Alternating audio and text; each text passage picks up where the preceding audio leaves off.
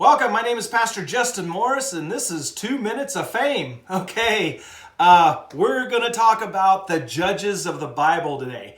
Now, have you ever studied them? I just recently did, just finished the entire book of Judges and got into 1 Samuel, which, if you don't know, Samuel was the very last judge before they started with the kings. In 1 Samuel chapter 8, that's where the people said, we don't want judges anymore. We want a king to rule over us. Okay, I don't know if you knew that, but that's a fun fact. People actually did not like judges. They wanted a king. But how many judges were there? Do you know? Well, if you look in commentaries, you're going to find out that some say 12, some say 14, some say 15. And you're going to be like, well, how many were there?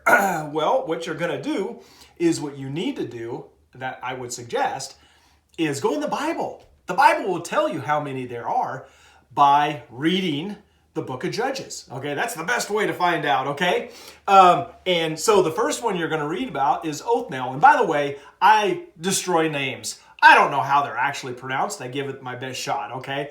Othniel, he was the first judge, and he judged for 40 years. How do we know that?